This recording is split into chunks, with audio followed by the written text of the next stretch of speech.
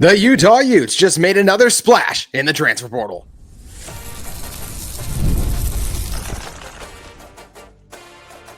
You are Locked On Utes, your daily podcast on the Utah Utes. Part of the Locked On Podcast Network, your team every day. Hello, everyone, and thank you for making Locked On Utes your first listen and view of the day. We are part of the Locked On Podcast Network, available wherever you get your podcasts, as well as on YouTube. It's your first time listening to the show. Make sure you like and subscribe. Today's episode is brought to you by FanDuel. Right now, new customers can get $200 in bonus bets when your first $5 bet wins. My name is JT Wistrcill, former intern inside the University of Utah Athletic Department. Got a packed show for you today. Second segment, Spencer McLaughlin is going to join me. We'll talk a little bit more about what the Tobias Merriweather addition means for this Utah team entering 2025. At the end, I had a discussion with Brian Brown on Monday talking about some of the Utah football legends of past that just left the program. Want to talk about their biggest moments and best games. Guys on the defensive side, the junior Tafunas of the world, so do not miss that. But right now, got to start with the news that Utah landed a transfer running back. This occurred 2 days ago now, but with the Merriweather edition, I wanted to give Merriweather his time, and then I wanted to move on to Bryce Duke, because that is the player Utah landed, the running back who comes from Old Dominion after spending the first 2 seasons at Virginia Tech, coming up as a senior now, 6 foot, 210 pounds, comes over here. And what do I think of this addition? I found it very interesting and surprising at first. I didn't really think Utah needed another back, because I looked at it like Sean Parker's number 1, Naquari Rogers number 2, you get Devin Green, some of the freshmen kind of factoring things. I was like, I don't know if Utah needs a running back. But then I started to think, I was like, well, Utah didn't really need a guy maybe, but they definitely could use some depth, because this is a position every year we deal with injuries at. Going back to the last couple of years, how many years does Utah start with a backfield and then by the end of the year it's set that way? Now, some of that granted is due to inconsistencies and things of that nature, but a big part of that reason is because guys get hurt. It's a very physical and grueling and demanding position. It's why when you reach the NFL, of the major positions, it probably is one of the shortest shelf lives for an NFL career you see, because the wear and tear adds up quickly and guys get injured frequently at running back. So I do think that's why we've seen Utah decide to add another running back here. I think they decided to bring in Duke because they know that he can help them with some things. And now Utah has 4 running backs that have all played college football. Some of the guys we mentioned, the Brays, the Guillory, who will be joining the program soon, those guys haven't played college football. So how are they going to be? I think they can be good, but we don't know that. So I'm glad now that Utah has 4 backs that have played college football, all different levels of success, but still guys that Utah has that have played college football, which I think is encouraging too. So what should we make of Duke? He's a hard player to evaluate, because if you look at his career, let's go back to Virginia Tech, 18 carries, 59 yards, no touchdowns. 23 season for Virginia Tech, 11 carries, 69 yards. And he did average 6.3 yards per carry that year. And then last year at Old Dominion, 46 carries, 285 yards. So that leaves me the most encouraged, but he's never had a career rushing touchdown. And he's had a career long run of 48 with Old Dominion last year. So I thought that was encouraging. He does have 2 receiving touchdowns. So that's something, although he doesn't have a combined 14 career receptions. So once again, a challenging player to figure out. This is far different than Merriweather, who came in as his 4-star recruit to Notre Dame and then went to Cal and now at Utah. But he has film on him we can watch. See, it's harder to find stuff on Duke. So just looking back last year, his best game of the season was against Georgia Southern, the Eagles. He had 7 carries for 59 yards in that game, or second best, excuse me. His best was actually the 4 carries he had against his old school Virginia Tech for 85 yards and ended up averaging 21 yards per carry in that game. He averaged 6.2 yards per carry. I would be a little weary of that number, saying, oh, Utah's getting a guy that averaged 6 yards per carry. Number one, it is group of 5 competition. So while we should be excited about, hey, can that translate? It potentially can. Like Devin Dampier, there's a reason to believe his production will translate more similarly because of how much he went off. Versus with Duke, it's just a smaller sample size. Also, 46 carries, 6.2 yards per carry. That's not impressive to me as 5 yards per carry on 197 carries last year. That's what Mekhi Bernard was able to do at Utah against P4 competition and some Big 12 defenses that have some talent in the trenches. So to me, that yards per carry number doesn't blow me away because of the limited carries he has. I do think it's a guy who can come in and make an impact. One thing I like already is he's already one of Utah's bigger backs, 6 foot, 210. He's got good strength to him. So right away, to me, this might be Utah's goal line back. Like Rogers is 5'11", 208. So similar, but just a little bit bigger when you're talking about a guy like Duke. And I think Duke could be a guy, too, who is another veteran. Duke could a lot of times be this team's third down back, their pass catching back. and not just pass catching, pass protecting back. The reason I say he could be the pass catching back is because what I would ask Duke to do is, hey, hang in the pocket and block for as long as you can. And when Dampier does his thing and starts to scramble and buy time and just do crazy crap, get open downfield, and he's going to find you and then make something happen after the catch. So to me, Utah's offense this year does not need as talented of a receiving back. It helps to have one. They don't have great receiving backs. So even Wayshawn Parker last year, that was not the strength of his game. He had 11 receptions for 108 yards, and he got 52 of those in one catch against Portland State. So not much of a receiving back last year. Utah doesn't have a great receiving back based on what they produced at the collegiate level so far, but that's okay, because what I want is a good pass protecting back. And then when Dampier, if no one's open initially and he's running around buying time, then I just need someone to scramble and get open downfield. And I feel like most of the guys on Utah's roster can do that pretty easily too. So I do like this addition. Duke, a goal line guy, and one we haven't seen a ton of, so it's hard to project him. Like, for what is he going to be? He's obviously not RB1. Wayshawn Parker, coming off the season he did, 1,000 yards. Like, that's obviously RB1 for this Utah team. Or excuse me, 735 yards. Hopefully 1,000 yards this year. Who's number 2? I still think it's Naquari Rogers. He's just a guy who's produced more. Last year, 74 carries, 385 yards. If you look at his career, he has 3 years in a row where he's been over 350 yards. So to me, he's just produced better. I liked what I saw from him a lot in the spring game. Thought he showed good toughness and a little bit of shiftiness too. So Rogers to me would be RB2 right now.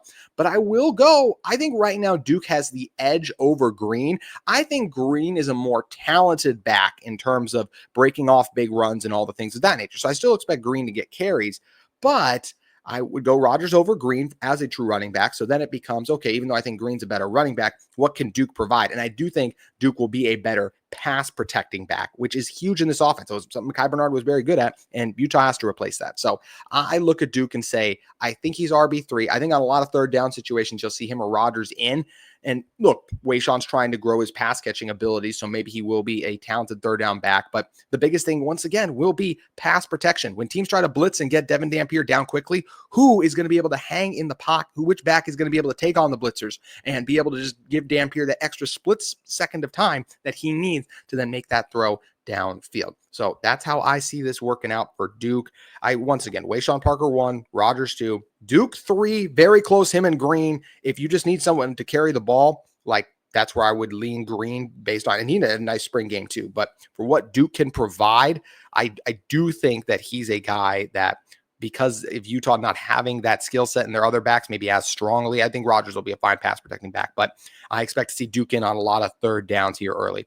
And then Brian Guillory, the freshman backs, we'll see how those guys kind of factor into things. Relying on freshmen is always tough, and I would expect the 4 veterans that Utah has, and these guys are veterans outside of Parker, who's a sophomore, Green's not a freshman, Green's just played a year of college. He was a freshman too. So you have 2 guys going in their sophomore year and then 2 guys who are going in their senior year, Rogers as well as Duke. So those are more of the veteran backs that Utah has that I think are going to see more time than those younger guys. But I do like this backfield now. I think Utah's good in the running back room. Originally thought they were good, but I was like, you know what? 4 guys that have college experience, and then outside of that, you get some other guys that have been with the team for a little bit. Should an injury arise, you want a freshman or 2 to step up, that's okay. Because should an injury happen, still have 3 backs who have produced a collegiate level, then a freshman who can step up. So like what Utah's doing in this backfield, just like I loved what Utah has done in the transfer portal. They added Bryce Duke, and of course they added Tobias Merriweather. I sat down with Locked On College Football Spencer McLaughlin to talk about what that addition means for Utah and how it could raise their ceiling. You're going to hear that discussion in one moment. But first, today's episode of Locked On Utes is brought to you by our friends at Upwork. Scaling your business requires the right expertise at the right time. With Upwork, you can find specialized freelancers in marketing, development, design, and more. Experts ready to help you take your business to the next level. Upwork gives you business flexibility by connecting you with top freelance talent across multiple industries, including IT, AI, web development, and marketing. Whether you need extra hands for a project or a long-term partner, Upwork makes hiring simple and affordable. So that process of finding the right talent, it can be a grueling one, but Upwork makes it easier. If you need help with a marketing campaign, Upwork can connect you with a free expert who delivered incredible results in the past. It's also that fast and easy hiring process. Posting a job is free and simple, and within a day, multiple qualified candidates to choose from can be at your disposal. It's also that cost-effective growth. Instead of hiring full-time, Upwork helps you find affordable top freelancers to scale my business effectively. Visit Upwork.com right now and post your job for free. That's UPWORK.com. Upwork.com to connect with the top talent and grow your business today. Once again, to post your job for free, go to Upwork.com to help your business take the next step. Does Utah have a game changer in Tobias Merriweather at wide receiver? JT Wistrcill of Locked On Utes is here to discuss that very question with me. I like this guy when he went into the portal. JT, I like this move for Utah a lot. Wide receivers, always a big question. They had a transfer departure in this receiver room. How big of a pickup is this to you, host of Locked On Utes? It's big. Utah absolutely needed a wide receiver one, especially with their projected wide receiver one, Zacharias Williams. We're not doing a ton last season, having one good game to end the year, then a good spring ball. Then all of a sudden he's in the portal and at USC now. So you felt like you needed another guy to add, especially with their other wide receiver. They got a transfer. Utah State's Otto Tia came in. He was just okay in the spring game, had an up and down spring ball. So this was clearly the biggest need on this roster. And Spencer, for them to land a guy like this, who was a wide receiver that a lot of other people were after too, and to get into a place like Utah, that's a big news for this team. He definitely comes with some questions. He has yet to put all the pieces together. Didn't work out at Notre Dame, injured last year at Cal, but the potential is there. 6'5". If he can stay healthy and cut down on some of the inconsistencies and drops that plagued him while he was with the Irish, this guy could not just be one of the best receivers that Utah's had in a little bit, but I generally think he's got the potential to be one of the best receivers in the Big 12 this year, which is massive when, as you mentioned, you look at the history of Utah receivers in recent memory. Not great, Bob. No, it has not been a rolling conclave of high-end receiver outputs. I don't think he comes in and goes for 1,000 yards, JT. No. It's not the way Utah plays football, but they don't need him to do that. I think that's a little bit of the advantage. If he had gone to, what's a good example? Like if he'd gone to Washington State, for instance, a pass-happy offense in the last several years. They have a new coaching staff there, of course. But if he was going there expected to be wide receiver one, I'd wonder, is that the best move? Maybe it's the best move available, but I don't know that it's the perfect situation. But for a guy who, as you said, hasn't really put it all together and doesn't come in with, a reputation like Trevor Pena, who had 900 yards and was an all ACC conference selection last year for Syracuse. He's, of course, made his way to Penn State. I think the expectations here can be tempered, but in a good way. And I don't need him to be good, but definitely has to be someone that stays on the field, because this tight end room is not what it has been in the last couple of years for Utah. Like, he's got to be a reliable target for Devin Dampier in at least 10 games, if not all 12, for Utah to push for a Big 12 championship. I agree with that full-heartedly. I do feel like they need him to stay healthy, and they need him to produce. He cannot be what he's been throughout his career. As excited as we are about Merriweather, he has less than 500 collegiate receiving yards over his 3 seasons. I think he would have had more last year had he stayed healthy with Cal. He did have a good game against Wake Forest at the end of the year, caught a touchdown, around 45, 50 yards, but Utah needs more than that. They will, and teams are going to pack the box on this Utah team. A lot of early mock drafts have Utah having 2 first-round offensive linemen next year. Devin Dampier led the country in yards per carry last year as a quarterback. Wayshawn Parker, one of the best freshman backs in the country a year ago. Teams are going to pack the box. So can you win one-on-one on the outside? Merriweather's a guy who's proven capable of doing that. He was tracked last year as running over 20 miles per hour in a game too. So a guy who has the speed, can separate deep a little bit too. Big catch radius. We're talking about a guy who was a 4-star. So the talent is in there. Can he maximize it at Utah? And it is interesting when you mentioned like the managing expectations, because Utah does need him to be really good, because he's not in a pass-happy offense where it's like, oh, you're going to constantly be force-fed the ball. It's okay if there are drives where he's not as impactful as others, but there are Utah fans that are taking the hype a little out of proportion, because there is a reason he's already on his 3rd team. I do feel like, even if I do think he's moving up from Cal to Utah. Sorry, Cal fans, but I do feel like this is really good for Utah. It's just one of the another ones where last year Utah had a Damian Alford from Syracuse. He averaged 19 yards per catch last year. Or with Syracuse. With Utah, he didn't do anything. He threw an interception. Like, he didn't catch a single pass. So that's the other part that just makes me a little nervous. Wait. Back up. Yes. Back up. He what? An interception? He threw an interception. He threw an interception. They put him in the game. The receiver. Crazy type play. Yes, crazy type play. They threw him in the game. They threw it to him, or he might have just taken a snap. I can't remember. But either way, they threw it like right down to him. Then he threw an interception. This is a guy who had 600 yards at Syracuse, and then he comes to Utah and doesn't do anything. So Utah's history with transfer portal receivers, once again, not great. How do they make it different here? And go beyond, JT. Go deeper than don't make him a secondary quarterback option.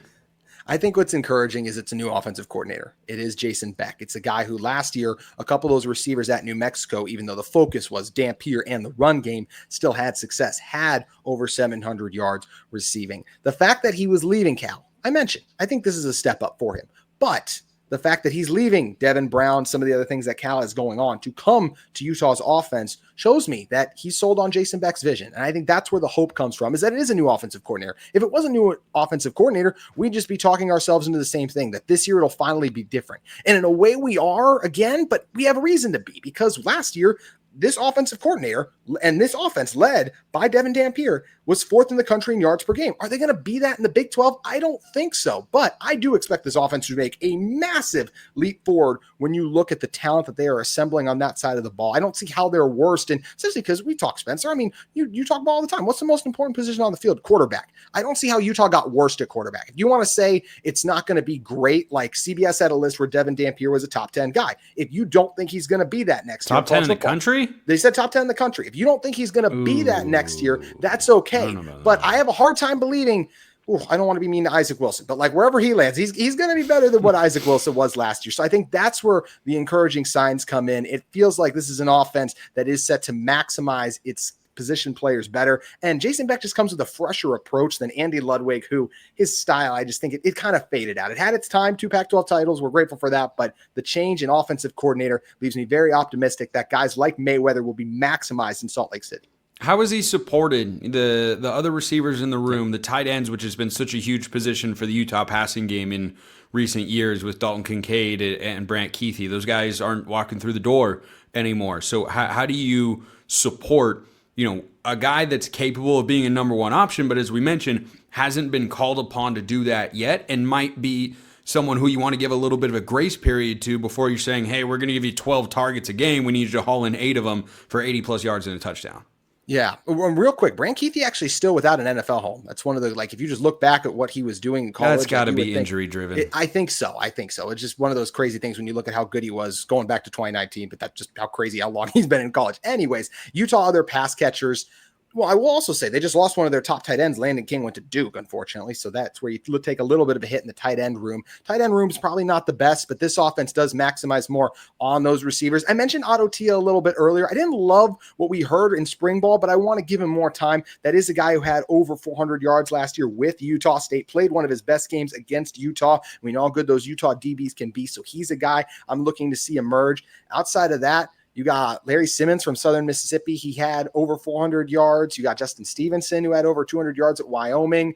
You have Ryan Davis, who I am more excited. Ryan Davis is a guy I'm excited about. He had the connection last year with Dampier at New Mexico. So now he comes to Salt Lake City. I think that's a nice get. Creed Whitmore, an SEC transfer that Utah brings in. It's a lot of unknown and question marks. And I think one of the things that gets me really excited about Merriweather is he is a guy who has won against P4 cornerbacks consistently. Not a lot of these other guys we can say that about, but Merriweather is a guy. He's caught balls against Ohio State back when he was on Notre Dame. So he's done that. Can he stay healthy and be even more consistent? I believe there's reason to believe he can, especially if he's able to stay healthy and be maximized here. He's the most likely guy in this room to lead Utah in receiving yards. And outside of that, it's unlikely and unknown candidates who are going to step up. Wide receiver, not going to be the strength of this team in Salt Lake City, but there's a lot of reason to believe that Merriweather can be a bright spot on the offense. Do you think he's the most important transfer on the team for Utah now, winter or spring cycle? I can't put him past Devin Dampier. If that's I think Devin Dampier has to be. Oh yeah, I always kind of put the quarterbacks in their own conversation subconsciously. I'm like, if you get past the quarterback. I think he's second, because if you say, Sean Parker was a great get. Yeah, but the offensive line's so good. I still think they're okay there. Utah actually also added a running back, so still doing work in the transfer portal. We're not done building this thing out in Salt Lake City. No, you're never done. When are you ever done? I mean, Kyle Whittingham might be done after this season, but hey, we don't know. We don't know. That's a topic for another day. JT was so locked on Utes. Great as always.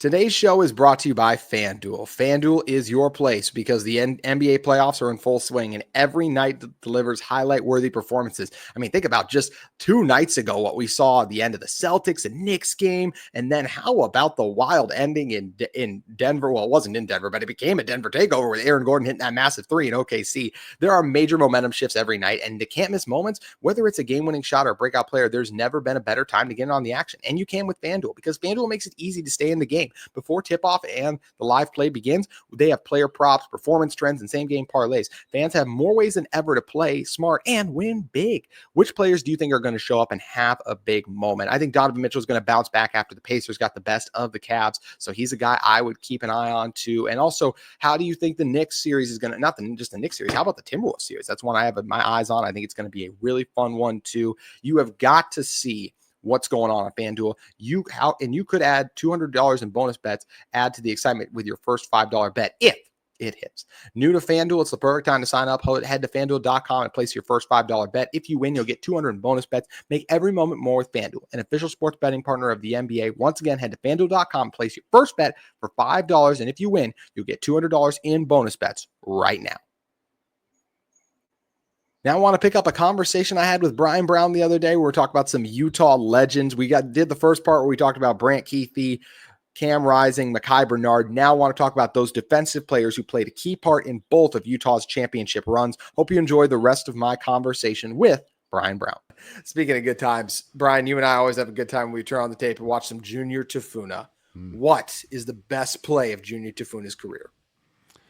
If I'm not mistaken here, he had an interception at one point in time, and that's one that stands out to me. Was it not? Maybe I'm thinking of somebody else. I may have forgotten. If Tafuna had one, I apologize for forgetting. I am going with the forced fumble and recovery against Oregon back in the 23 season. He absolutely smashes Bucky Irving, and as Bucky Irving is falling to the ground, he rips the ball out of his hand to give Utah possession. Utah did not look good that day. That Ducks team was really good. Like in a 12-team playoff format, they would have done some damage. I know they couldn't beat Washington, but they would have done some damage. But Junior Tafuna, that was one of the best plays I've seen from a Utah player to get not just the sack, but not just the big tackle, but to force the fumble and recover it all while falling to the ground.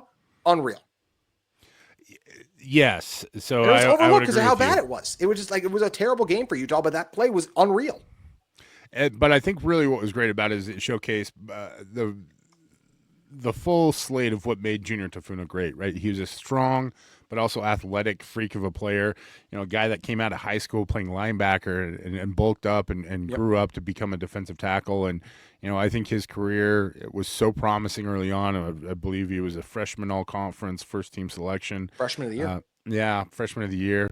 And then injuries, obviously, coming into play. He actually had 2 interceptions in the course of his career. He did? He did. Who did he have him against?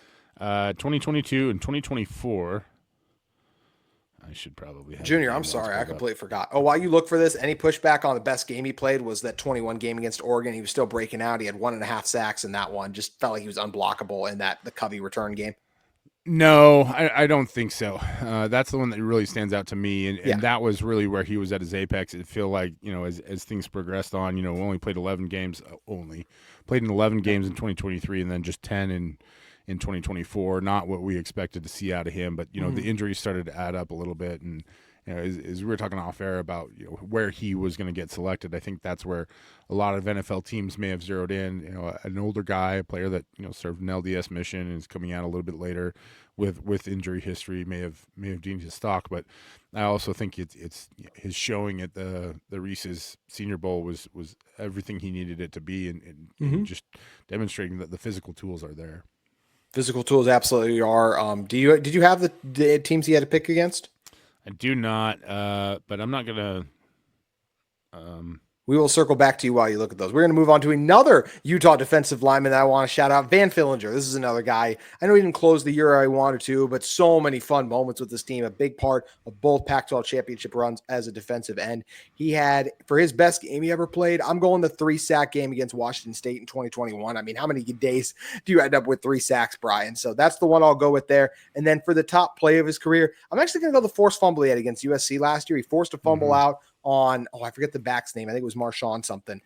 Forced to fumble out, Marshawn Lloyd, I believe. And then it was a 14-point lead that Utah was able to build because of that. Helped them go on and really get that crazy upset over Caleb Williams, even with Bryce and Barnes at quarterback. So those are my 2 picks for Villinger. Yeah, and I think, the start of last year, too, was last season. And by last season, I mean 2024. That was really promising for me, too, because he was a guy that battled through a ton of injuries and really showed out initially to be a strong addition, and things tapered off. I don't think that was entirely Van's fault. That defense again. Injuries, that word just keeps popping up, and you kind of see how much Utah's had to fight through the last few years in terms of trying to get their best players on the field and keep them on the field. But he is such a promising player and such a fantastic player for Utah. But it's hard to beat that 3-sack effort, I think. And just as an aside, because we try to be factually accurate here on the Locked On Network. Junior Tafuna's interceptions came against Southern Utah in 2022 and Arizona State in 2024. I mean, it must have been like batted balls or something like that. Must have been. But I appreciate you doing the Big J journalism, hunting those facts down. Thank you, friend. That's what I do here is fill in the mistakes that I make and apparently choose awful accents to try and perform on the fly. You don't fill in the mistakes. You were the one who credited him correctly with the interception. So that was a good job by you, because I generally had forgotten that he was able to do that. One guy this next guy, I will never forget his best play as a Ute, Carene Reed. Do you know where I'm going here? I want to say it was the interception return. Against? Washington State. UCLA. It's okay. You're still the GOAT. So Karene Reed, pick right off the bat against UCLA. First play of the game. No, Dante Moore was not good that game, but Karene Reed snatches it out of the air. And where I was sitting at in that game too, it was like right at me too. So I can't forget that one. That was absolutely his best play he made. And in a game, Utah needed it. Their offense mustered 7 points that game. So did the Bruins. It was a 14-7 game. Like, that was a ugly game. Utah needed that play from Karene Reed too. His best game, you could pick a few. I mean, he had a ton of tackles that last game against UCF. He had 10 tackles, but I got to go with the 22 game. And I know that Utah's defense didn't play well against USC, but he made so many plays in the second half, I felt like, of that game to help Utah contain Caleb Williams and allow them to come back. He had 7 tackles, four of those solo, and a sack too. Where do you fall? We already agreed on the best play. What do you feel like was the best you ever saw Karene Reed? I'm curious what you would go. I want to say another guy who dealt with injuries. Yeah. And so I'm looking at some of his stats right now. The game that he had against Washington State, and maybe that's why I said that rather than UCLA, because he had an interception against Washington State, did not return it for a touchdown, but he had a pretty good game where he had 15 total tackles, a tackle for loss, 1 sack, an interception, and I believe a fumble recovery. Maybe not. Nope. But that was a pretty good game for him. But also, like, he had a pretty outstanding game. I believe it was 2022 against USC. That's what I was saying. In the Pac-12 championship game. And that's the one to me that, like, for a player who's been so up and down, for him to come in and have, I mean, he didn't post a ton of stats in that game, but it felt like he was a very just steadying presence. And also, you know, when you look at his stat line against Penn State in the Rose Bowl, that was a pretty terrific effort too. I think that's a game that gets overshadowed by Cam's injury so much, but he was playing really, really well in that one. Utah still did. I mean, what was it, 20-14 or something like that? The final in that one? Like, it was, if had Reed been able to stay, or had Cam stayed healthy, I think Penn State probably wins that game based on the trajectory, but Utah's right there. They are right there with the Nittany Lions in that one. It was one of those situations where I remember, you know, in game probabilities are incredibly unreliable, as we found out, but I remember distinctly that the statistical tracker had Utah winning right up until the very point where Cam got injured, and then it immediately swept to Penn State. So to your point, like, they still had a fighting chance, and who knows what would have happened in those winning moments. Who knows what would have happened? Indeed. Last guy that I got, Brian, I'm curious if you want to lump anyone into this Utah legend we're talking about. Zemaiah Vaughn. For his best game, I'm actually going to go the 3 pass breakups he had against Arizona in 2022, holding the likes of Jaden Delora, Dorian Singer, Jacob Cowing, against Delora, Singer, Cowing, McMillan. I thought that was impressive. Also in 23, he had a pick against Baylor. That's what I'm going to go for as his top 3. His top play that helped Utah make it 13-6, because it was 13-3. Without that pick from Singer, I don't know if Utah ends up winning that game with Nate Johnson, a quarterback, back in 23. So I'm going to go the pick against Baylor, top play, and then I'm going to go his performance against Arizona against a really tough group of receivers as the best we saw Singer. Vele. Yeah, Vaughn, thank you. It's time for me to wrap this up, so you go, sir. We're gonna peel back the curtain a little bit and just let people know that you've already called 3 baseball games today, which is a lot. That's so, true. But I think, you're absolutely correct in this both circumstance of the play, but also in those games, right? Where there are situations where he absolutely had to step up, and I don't think he had as great a season in 2024 as he did in 23 or 22, and understandably so. It was a change in conference, change in a lot of systems, everything like that, and I think Utah. We've opened up enough wounds. We won't get into too much about having play technique based on how officials call pass interference, whatnot. But I think those circumstances really showcased why he was so highly thought of and highly sought after. Going into 2024, and just I think the potential that he has at the position if he finds the right fit. I think there's immense potential for him. Where were you going for his best game and best play? Do you have any other picks? No, I'm with you on those ones. Like he was one of those players where it seemed like there were, he was never like a game changer in terms of getting interceptions, but he seemed to be getting pass breakups. I want to say like 2023 was the year where I really felt like he started to stand out more than anything. Yeah. But I think that's why he came back, because he started to stand out, and then it was like, just take the next step. Yep. Wasn't able to do that. We don't know about injuries, all the things there. I'm really excited about where he ended up at in Minnesota. I think Brian Flores, just the Vikings, what they have doing and going on, I think it's really exciting. And yes, I am a Vikings fan, but Brian Flores is a great DC. So I feel like the future is bright for him in Minnesota. Yeah, and I think if I'm going to point out a game specifically in that season, it was the Cal game where he had the 2 pass breakups and had a TFL and a sack, 5 tackles. Pretty good game for him, but to your point, I think he's a versatile player. He's going to fit in well in that system. I think they like size on the defensive side of the football up there, and Flores is going to utilize him to the best of their ability. So he's got a good fit and good potential.